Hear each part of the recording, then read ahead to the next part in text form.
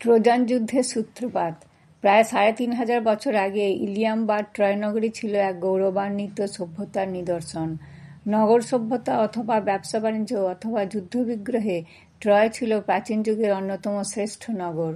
ওদিকে ইজিয়ান সাগরের উপকূলে প্রাচীন গ্রীসও কিন্তু সভ্যতা এবং সংস্কৃতিতে পিছিয়ে ছিল না। নিজ নিজ রাজ্যে তারা সভ্যতা অথবা সংস্কৃতির মান উন্নয়নে দক্ষতা দেখালেও প্রতিবেশী রাজ্যগুলোর মধ্যে সেদিন কোনো ঐক্য ছিল না। নানা রকম ব্যবসা বাণিজ্যকে কেন্দ্র করে দেশগুলো নিজেদের মধ্যে কলহে লিপ্ত হয়ে থাকত। ইজিয়ান সাগরের বুকে আরও অনেক ক্ষুদ্র ক্ষুদ্র রাষ্ট্র ছিল। পারস্পরিক দ্বন্দ্ব, কলহ এবং যুদ্ধে তারাও ব্যস্ত হয়ে থাকত। আর এই সব ছোটোখাটো কলহ থেকেই একদিন বাঁধল এক ভয়ঙ্কর এবং দীর্ঘস্থায়ী যুদ্ধ। রূপকথার ইলিয়াড সেই রকমই এক ভয়ঙ্কর যুদ্ধের গল্প। ৩,৫০০ বছরেও কিছু আগে ট্রয়ের রাজা ছিলেন প্রিয়াম, তার রানী হেকুবা। এদের অনেক সন্তান সন্ততি। সেই সব সন্তান সন্ততি নিয়ে রাজা রানী বেশ সুখীই ছিলেন। প্রাচীনকালে কি রাজা মহারাজ কি সামান্য জনসাধারণ তারা কিন্তু যুদ্ধবিগ্রহে তেমন কিছু ভয়টাই পেতেন না। যুদ্ধ অথবা অন্য রাজ্যের সঙ্গে কলহ দৈনন্দিন জীবনের অঙ্গ হয়ে গিয়েছিল। ফলে সেদিনে ট্রয় অথবা গ্রীসে বহু বড় বড় বীর যোদ্ধার জন্মগ্রহণ সম্ভব হয়েছিল। প্রতিবেশী অথবা অন্যান্য রাজ্যের সঙ্গে যুদ্ধের কারণে প্রিয়ামের মনে তেমন কোনো উদ্বেগ ছিল না। মোটামুটি তিনি ছিলেন শক্তিমান রাজা হিসেবে সুখী। কিন্তু তাঁর এই সুখের জীবনে হঠাৎ অশান্তির ছায়া নেমে এলো। রানী হেকুবা তখন সন্তান সম্ভবা। এমনি সময়ে হঠাৎ একদিন তিনি স্বপ্ন দেখলেন যে তাঁর গর্ভে যে সন্তান আসছে সে হবে জ্বলন্ত অগ্নিপিণ্ডের মতো, উল্কার মতো। সে একদিন প্রচণ্ড গতিতে ট্রয়ের বুকে নেমে আসবে আর তার অশুভ প্রভাবে সমস্ত ট্রয়কে জ্বালিয়ে পুড়িয়ে ধ্বংস করে দেবে। স্বপ্ন দেখার সঙ্গে সঙ্গে রানীর বুক কেঁপে উঠল। রাজাকে সব কথা তিনি খুলে বললেন। সভাপতি রাজাও চিন্তিত এবং শঙ্কাকুল হয়ে পড়লেন, কারণ সেদিনে মানুষ ছিল বড় বেশি স্বপ্ন বিশ্বাসী। রাজা এবং রানী দুজনই স্বপ্নের কারণে মহা উৎকণ্ঠার মধ্যে পড়লেন। নিজের দেশ ও সিংহাসনকে প্রিয়াম বড্ড বেশি ভালোবাসতেন। ট্রয়ের ধ্বংস তিনি কিছুতেই মেনে নিতে চাইলেন না, তাও কিনা নিজের সন্তানের জন্যে। ট্রয়ের শুভকামনায় রাজা ও রানী উভয় একটি মতে স্থির হলেন। যথাসময়ে রানী হেকুবা একটি পুত্র সন্তানের জন্ম দিলেন এবং রাজা প্রিয়াম পূর্ব পরিকল্পনা মতো নবজাতক সন্তানটিকে ইডা পর্বতের এক নির্জন স্থানে পরিত্যাগ করলেন, যাতে অনাহারে এবং অবহেলায় সে শিশুটির অচিরেই মৃত্যু হয়। কিন্তু ভবিতব্য ছিল অন্য। নির্জন পর্বত শিখরে নবজাতক রাজপুত্রকে পরিত্যাগ করার দায়িত্ব ছিল এক মেষপালকের। মেষপালকটি ছিল বড় নরম হৃদয়ের মানুষ। তার উপর তার নিজের কোনো সন্তান ছিল না। মাত্র একদিন পূর্বে জন্মানো সেই শিশুটিকে সে নিয়ে এলো তার ছোট্ট কুঁড়ে ঘরে। মানুষ করতে লাগলো নিজের সন্তানের মতো। আদর করে রাজপুত্রের নাম রাখলো প্যারিস। দেখতে দেখতে প্যারিস বড় হয়ে উঠল। তার দেহে ছিল রাজরক্ত। মেষপালকের ঘরে প্রতিপালিত হলেও রূপে গুণে সে হয়ে উঠল অসাধারণ এক যুবক। যেমন তার বলিষ্ঠ দেহের গঠন, তেমনি তার চোখ ধাঁধানো রূপ। তাকে দেখে মনেই হতো না যে সে এক সামান্য মেষপালকের পালিত সন্তান।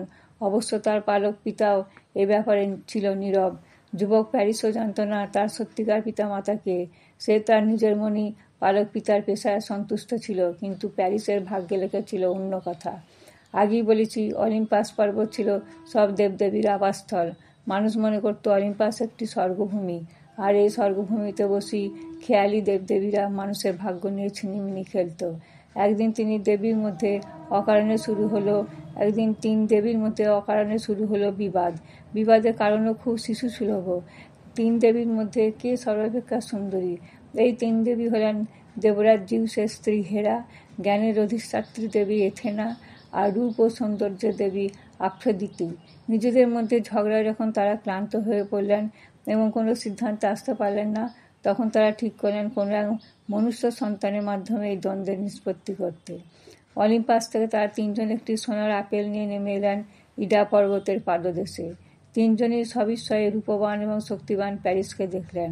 মনুষ্য আকৃতিতে এমন সৌন্দর্যবান পুরুষকে দেখে তারা তাকেই নির্বাচন করলেন বিচারক হিসাবে। প্যারিস তখন পর্বতের পাদদেশে এক ফালি সবুজ জমির উপর নিজের মেষগুলির তত্ত্বাবধানে ব্যস্ত। দেবীরা নিজেদের অদৃশ্য বাস ছেড়ে সশরীরে এসে দাঁড়ালেন প্যারিসের কাছে। কোনো রকম ভূমিকা না করেই তিনজনের সমস্বরে বলে উঠলেন, বলো তো যুবক, আমাদের তিনজনের মধ্যে কে সবচেয়ে বেশি সুন্দরী?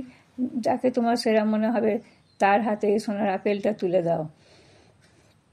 একসঙ্গে তিনজন দেবীকে দেখে প্যারিস তখন অভিভূত এবং হতবাক, কিছুটা বিব্রতও বটে, কারণ তিন দেবী অতীব সুন্দরী। এই তিনজনের মধ্যে সেরা সুন্দরীকে বেছে নেওয়া বড়ই শক্ত কাজ। তারপর কাজটিও বেশ অপ্রীতিকর। কাকি বা শ্রেষ্ঠা বলবে, কাকি বা কব সুন্দরী বলবে, দেবী কোপানলে পড়বে। এই জটিল প্রশ্নের কোনো সদুত্তর খুঁজে না পেয়ে প্যারিস কেবল তিন দেবীকে বিস্ময়ের দৃষ্টিতে দেখছিল। প্যারিসের বিমূঢ় অবস্থা দেখে দেবীরা যে কাজটি করা শুরু করলেন সেটি ঠিক তার কাছ থেকে আশা করা যায় না। তারা ভেট দেওয়ার প্রস্তাব করলেন, চলতি কথা যাকে বলে উপঢৌকন বা ঘুষ। হেরা বলেন, তিনি যদি প্যারিসের বিচারের শ্রেষ্ঠ নির্বাচিত হন তাহলে তার প্রতিদানে তিনি প্যারিসকে প্রদান করবেন জগতের শ্রেষ্ঠ শক্তি, যার দ্বারা প্যারিস যুদ্ধ হবে অপ্রতিদ্বন্দ্বী নায়ক। তার শৌর্য এবং বীরত্ব দিয়ে সে মানবজাতির প্রভুত্ব করতে পারবে। এথানা ও আফ্রিদিও কম যান না। জগতের শ্রেষ্ঠ জ্ঞানী পুরুষে রূপান্তরিত করার প্রতিশ্রুতি দিলেন এথানা, আর আফ্রিদিটি মানবজাতির মধ্যে সর্বাপেক্ষা সুন্দরী নারীকে প্যারিসের স্ত্রী হিসেবে উপহার দেবার প্রতিশ্রুতি দিলেন। প্যারিস মনে মনে সেটাই চাইলেন। মুখে কিছু না বলে সোনার আপেলটি তুলে দিলেন আফ্রোদিতির হাতে। আর ঠিক সেই দিন থেকে শুধু প্যারিস নন, সমগ্র ট্রয় হয়ে গেল হেরা এবং এথানার চিরশত্রু। প্যারিসের কিন্তু কোনোদিনও সাধারণ মেষপালক জীবন পছন্দ হয়নি। পাহাড়ের বুকে শান্ত নিরীহ জীবন তার কাছে খুব একঘেয়ে লাগত। মনে মনে সে চিরদিনই স্বপ্ন দেখত পাহাড়ের বুক থেকে নেমে এসে শহরের চঞ্চল জীবনে আলোড়ন তোলার। তাছাড়া দেবীর বর তার জীবনে কিভাবে প্রতিফলিত হয় এটুকু দেখার জন্য সে তার মেষপালকের জীবন পরিত্যাগ করে নেমে এলো পাহাড় ছেড়ে। উপস্থিত হলো ট্রয় নগরীতে। প্যারিসের বলিষ্ঠ চেহারা, তার অপূর্ব মুখশ্রী আর রণপটুত্ব ট্রয়বাসীকে মুগ্ধ করল। খেলাধুলোতেও প্যারিস ছিল অত্যন্ত দক্ষ। অচিরে তার শৌর্যবীর্যের কথা রাজপ্রাসাদেও ছড়িয়ে পড়ল। ট্রয়ের সাধারণ প্রজাদের অনুরোধে সত্যি একদিন সে গিয়ে হাজির হলো রাজপ্রাসাদে। প্যারিসের দক্ষতা, তার রণকৌশল, তার অসাধারণ সুন্দর চেহারা রাজা প্রিয়ামকে আকৃষ্ট করল। গোপনে তিনি যুবক প্যারিসের সম্বন্ধে অনুসন্ধান শুরু করলেন এবং খুব শীঘ্রই জানতে পারলেন তার সত্যকার পরিচয়। বহুদিন পূর্বে দেখা স্বপ্নের কথা ভুলে প্রিয়াম আর হেকুবা হারিয়ে যাওয়া সন্তানকে পুনর্বার ফিরে পেয়ে উভয়ই তাকে বুকে টেনে নিলেন। সেদিনে সেই স্বপ্নকে দুঃস্বপ্ন হিসেবে উড়িয়ে দিয়ে প্যারিসকে নগর শিক্ষায় শিক্ষিত করে তুললেন।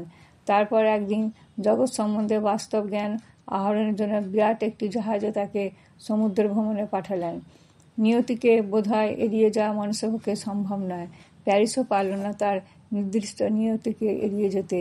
সমুদ্র বুকে পাড়ি দিতে দিতে প্যারিস সর্বদাই ভাবত দেবী আফ্রোদিতির প্রতিশ্রুতির কথা। তিন দেবীর মধ্যে বরের মধ্যে প্যারিস একটি বড়ই মনপ্রাণে গ্রহণ করেছিল, তা হলো সুন্দরী স্ত্রী লাভের বাসনা। ফলে সে যে কোনো শহরেই এসে থামত, সেখানেই খোঁজ করত পরমা সুন্দরী একটি কন্যা, যাকে সে আপন স্ত্রী হিসেবে বরণ করে নেবে। এমনি করে ঘুরতে ঘুরতে একদিন এসে হাজির হলো স্পার্টায়। স্পার্টার কথা অনেকদিন পূর্বেই তার কানে গিয়েছিল এই কারণেই যে স্পার্টায় আছে পৃথিবীর সেরা সুন্দরী। লোকমুখে সে শুনেছিল স্পার্টার রানী হেলেনের মতো সুন্দরী নারী সারা পৃথিবীতে আর কোথাও নেই। প্যারিসের আশা পূর্ণ হলো। একদিন তার সঙ্গে দেখা হলো হেলেনের। প্যারিস ছিল যেমন সুদেহী, শক্তিমান, সুন্দর পুরুষ, হেলেনও ঠিক তেমনই রূপবতী নারী। ফলে উভয়কে ভালো লাগলো। তারপর একদিন গোপনে দুজনের হাত ধরে স্পার্টা ছেড়ে সমুদ্র পথে পাড়ি দিল, জমল ট্রয়ের পথে। একটি রক্তক্ষয়ী যুদ্ধের সূত্রপাত হলো। সীতার রূপে মুগ্ধ হয়ে রাবণ যেমন একটি বিরাট ধ্বংসের সম্মুখীন হয়েছিলেন, প্যারিসও তেমনি হেলেনের রূপে মুগ্ধ হয়ে তাকে চুরি করে বিরাট একটি ধ্বংসের সূচনা করল। ন্যায় বা নীতির দিক থেকে হেলেনকে চুরি করা প্যারিসের অন্যায়, কারণ হেলেন ছিল বিবাহিতা। স্পার্টার রাজা মেনেলাসের ধর্মপত্নী সে। যে কোনো কারণেই হোক, অন্যের স্ত্রীকে অপহরণ করা অন্যায়। রাজা মেনেলাস সেই মুহূর্তে শুনলেন তার স্ত্রীকে অপহরণ করেছে ট্রয়ের যুবরাজ প্যারিস। নিজেকে আর তিনি ধরে রাখতে পারলেন না। প্রচণ্ড রাগে সেই মুহূর্তে তিনি মনে মনে প্রতিজ্ঞা করলেন ট্রয় নগরী ধ্বংস করবেন, কঠিন শাস্তি দেবেন প্যারিসকে। কিন্তু তার একার পক্ষে সমস্ত শক্তি নিয়োগ করে ট্রয়ের বিরুদ্ধে যুদ্ধ করা সম্ভব ছিল না। ছুটলেন তিনি মাইসেনির রাজা অ্যাগামেমনের কাছে। অ্যাগামেমন ছিলেন মেনেলাসের ভাই। খুলে বললেন তার সব দুঃখের কথা, চাইলেন ভাইয়ের সাহায্য। বিপদের দিনে অ্যাগামেমন কিন্তু সরে দাঁড়ালেন না, এসে দাঁড়ালেন মেনেলাসের পাশে। ভাইকে সঙ্গে নিয়ে একদিক থেকে আরেক দিকে ছুটে গেলেন গ্রিসের তৈরি করা ট্রয়ের বিরুদ্ধে সমবেত শক্তি তৈরি করলেন বিরাট রণবাহিনী। তখনকার দিনে নৌশক্তি যুদ্ধের একটি প্রধান অঙ্গ ছিল। সমুদ্রবুকে ভাসে দিলেন এক ঝাঁক রণতরী। উদ্দেশ্য তাদেরই একটাই, হেলেন নামের এক অবলা নারীকে অত্যাচারী ট্রয়ের বুক থেকে ছিনিয়ে আনা। ধীরে ধীরে ইলিয়ামের তীরে গ্রিক রণতরীগুলি এসে সমবেত হলো। অতি শীঘ্র এবং নিপুণ দক্ষতায় তারা একটি বিরাট পাঁচিল তৈরি করে ফেলল, যাতে না শত্রু সৈন্য হঠাৎ আক্রমণে বিব্রত করতে পারে। সেই পাঁচিলের পিছনে দাঁড়িয়ে তারা তাদের রণতরীগুলি সাজিয়ে ফেলল নানা অস্ত্রশস্ত্রে। সৈন্যদের বসবাস করার জন্য পাথরের ছাউনি নির্মাণ করলো। দীর্ঘদিনের যুদ্ধের জন্য প্রস্তুত হয়ে তারা সংগ্রহ করলো তাদের খাবার, চিকিৎসা ব্যবস্থা এবং মানুষের বাঁচার জন্য প্রয়োজনীয় সব কিছু। তারপর একদিন তারা ঝাঁপে পড়ল ট্রয়ের বুকে। দুপক্ষের কেউই কারো থেকে শক্তিতে কম ছিল না। শত চেষ্টা সত্ত্বেও গ্রিক সৈন্য ট্রয় অবরোধ করতে পারল না। ট্রয় বাহিনীও পারল না গ্রিকের ছাউনি থেকে তাদের 1 ইঞ্চি পিছু হটিয়ে দিতে। এই যুদ্ধ চলেছিল দীর্ঘ 10 বছর। দুপক্ষে কত শত সৈন্য মারা গেল, কত নতুন নতুন সৈন্য এসে দুটি দলকে পরিপুষ্ট করে চলল। দুপক্ষের ক্ষতির সীমা পরিসীমা ছিল না। যুদ্ধে সেই সব বিস্তারিত বর্ণনা দেবার প্রয়োজন এখানে নেই, কারণ আমরা তো হোমারের গল্প বলতে বসেছি। হোমার তার গল্প শুরু করেছিলেন যুদ্ধ যখন 9 বছরের শেষ ভাগে এসে পৌঁছায়, আর সেই গল্পই ইলিয়াডের গল্প।